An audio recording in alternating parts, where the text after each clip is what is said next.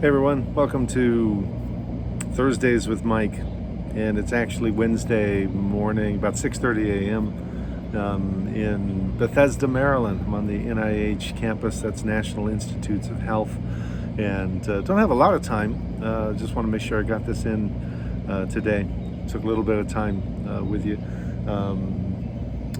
Be taking my granddaughter over to the main clinic, which is huge. It's actually a huge campus. It's amazing. I'll be taken over to the main clinic, and they'll be admitted. Arabelle will be admitted and prep for surgery that'll happen tomorrow. So anyway, it's actually been quite glorious here, and I have gotten lots of reading and writing and then just watching, being present. But I came across this, just share a couple of things.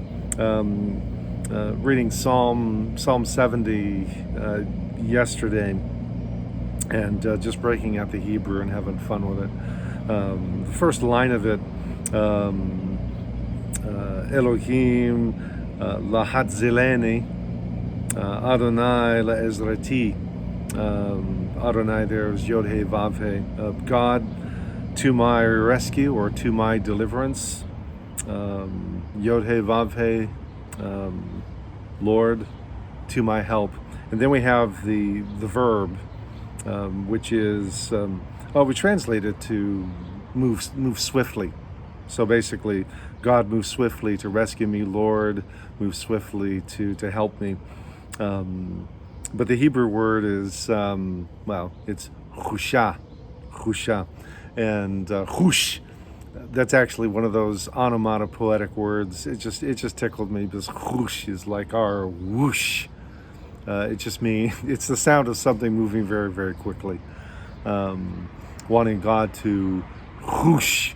It seems like God so often is hushed, but it's so God. Okay, no more hushing, whooshing.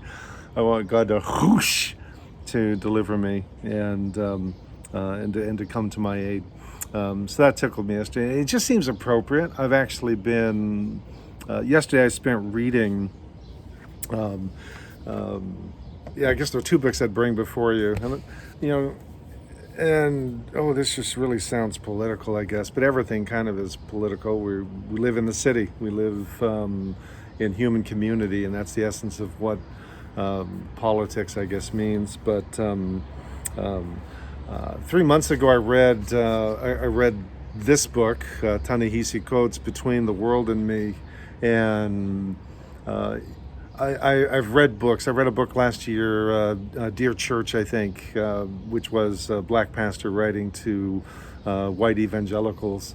But this one just hit me on just a whole new level of awareness and understanding.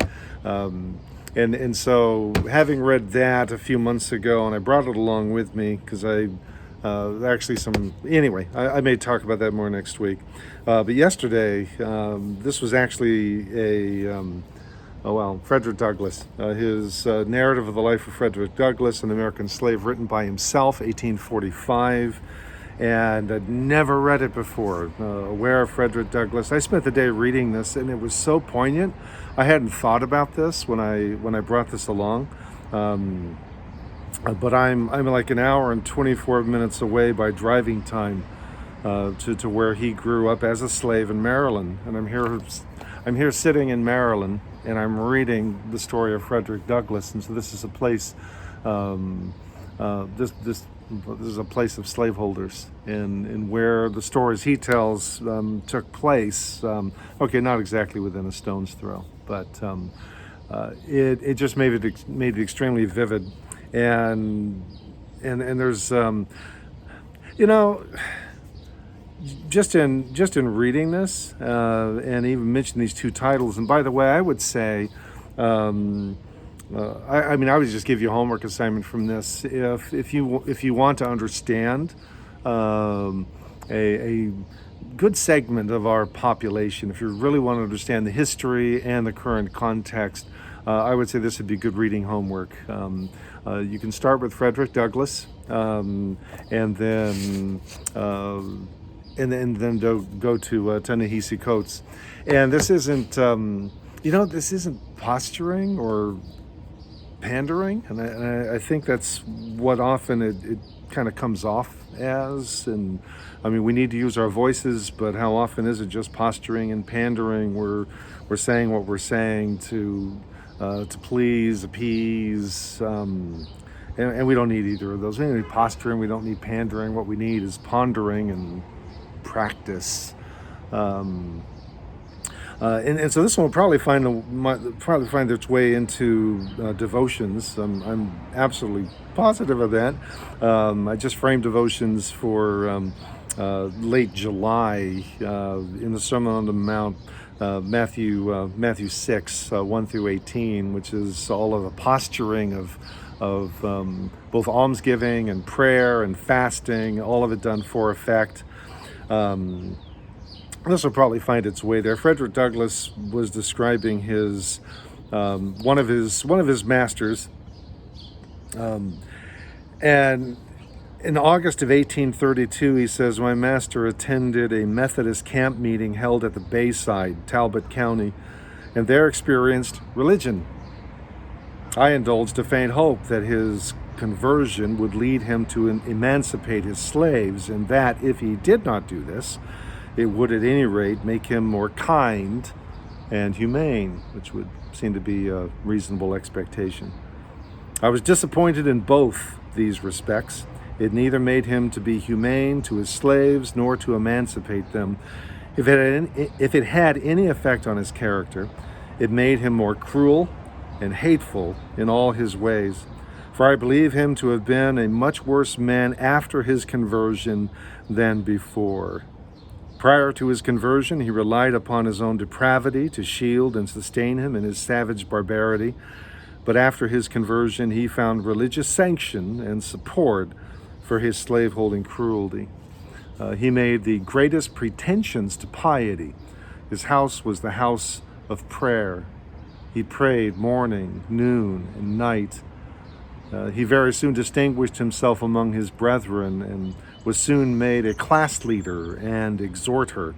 His activity in revivals was great, and he proved himself an instrument in the hands of the church in converting many souls. His house was the preacher's home. They used to take great pleasure in coming there to put up, for while he starved us, he stuffed them. I have said my master found religious sanction for his cruelty. As an example, I will state one of many facts going to prove the charge. I have seen him tie up a lame young woman. He describes her actually as having been severely burned, so she couldn't use. She had no use for either of her hands, and so she was quite useless. And rather than that producing pity. I've seen him tie up a lame young woman and whip her with a heavy cowskin upon her naked shoulders, causing the warm blood to drip. And in justification of the bloody deed, he would quote this passage of Scripture, "He that knoweth his master's will and doeth it not shall be beaten with many stripes." Master would keep this lacerated young woman tied up in this horrid situation 4 or 5 hours at a time. I have known her to tie her up early in the morning and whip her before breakfast, leave her, go to his store, return at dinner, and whip her again, cutting her in the places already made raw with his cruel lash. It's interesting. The narrative is followed up with a number of letters. Just people reviewing it or commenting. This would be the equivalent, I guess, of like Amazon reviews. And this one, there's actually a woman, June 6, 1845. She said that I have wept over the pages of Dickens' Oliver Twist. I have moistened with my tears whole chapters of Eugene Sue's Mysteries of Paris. But Douglass's history of the wrongs of the American slave brought not tears. No, tears refused me their comfort. its home truths crowded in such quick succession and entered so deep into the chambers of my soul as to entirely close the relief valve. That's just so tremendously perceptive. Crying crocodile tears. There are times where, okay, that I'm glad you feel better now that you had a good cry over the misery of others. That relief valve was shut off. For I am an American woman, and for American women I bleed. I groaned in the agony of my spirit and said, O Lord, how long shall these things be? How long shall the spoiler mark his prey? Never before have I been brought so completely in sympathy with the slave. Never before have I felt myself so completely bound with him. Never before have I so fully realized the doctrine of our blessed Savior. Whatsoever ye do unto the least one of these, you did it unto me. O Lord, how long shall these things be?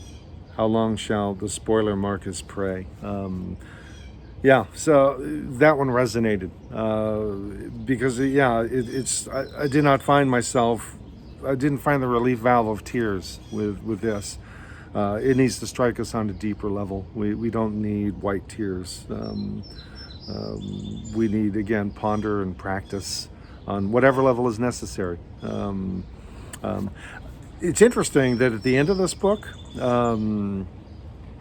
there is an appendix because, Frederick Douglass had some pretty harsh things to say about Christianity in America. And so his appendix, he said, I find on reading over the foregoing narrative that I have in several instances spoken in such a tone and manner respecting religion as may possibly lead those unacquainted with my religious views to suppose me an opponent of all religion. To remove the liability of such misapprehension, I deem it proper to append the following brief explanation. What I have said respecting and against religion, I mean strictly to apply to the slaveholding religion of this land, and with no reference whatever to Christianity proper. For between the Christianity of this land and the Christianity of Christ, I recognize the widest possible difference, so wide that to receive the one as good, pure, and holy is of necessity to reject the other as bad, corrupt, and wicked. To be the friend of the one is of necessity to be the enemy of the other. I love the pure, peaceable, and impartial Christianity of Christ. I therefore hate the corrupt, slave-holding, women-whipping, cradle-plundering, partial, and hypocritical Christianity of this land. Indeed, I can see no reason but the most deceitful one for calling the religion of this land Christianity. I look upon it as the climax of all misnomers, the boldest of all frauds, and the grossest of all libels. Never was there a clearer case of stealing the livery of the court of heaven to serve the devil in. I am filled with an unutterable loathing when I contempt the religious pomp and show, together with the horrible inconsistencies which everywhere surround me. We have men stealers for ministers, women whippers for missionaries, and cradle plunderers for church members. The man who wields the blood-clotted cowskin during the week fills the pulpit on Sunday and claims to be a minister of the meek and lowly Jesus. The man who robs me of my earnings at the end of each week meets me as a class leader on Sunday morning to show me the way of life, the path of salvation. He who sells my sister for purposes of prostitution stands forth as the pious advocate of purity. He who proclaims it a religious duty to read the Bible denies me the right of learning to read the name of the God who made me. Just to make clear, he summarizes this way, just to make clear the full scope of his words. Dark and terrible as is this picture, I hold it to be strictly true of the overwhelming mass of professed Christians in America. They strain at a gnat and swallow a camel. Could anything be more true of our churches? They would be shocked at the proposition of fellowshipping a sheep stealer, and at the same time they hug to their communion a man stealer, and brand me with being an infidel if I find fault with him for it. Such is, very briefly, my view of the religion of this land, and to avoid any misunderstanding growing out of the use of general terms, I mean by the religion of this land that which is revealed in the words, deeds, and actions of these bodies, north and south, calling themselves Christian churches, and yet in union with slaveholders. It is against religion, as represented by these bodies, that I feel it my duty to testify. So, yeah, that's sobering. I mean, I'm reading.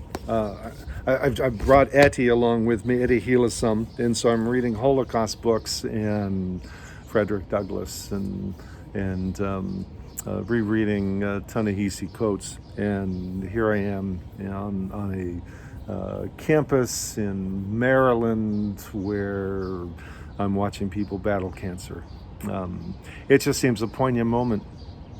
And, you know, we might say, well, okay, that was 1845, this is 2020. I think it gives us the longer view. And hopefully gives us the more comprehensive view. Again, it's about pondering and practice, not about posturing and pandering. We don't want to make statements. We want to live rightly, and we want to root out injustice wherever it may be in our society, and certainly in our midst, where there is systemic injustice felt by any segment of our society. As followers of Jesus, we bear one another's burdens and thus fulfill the law of Christ. So, gosh, there you go. There you go. All I can say is, Chusha,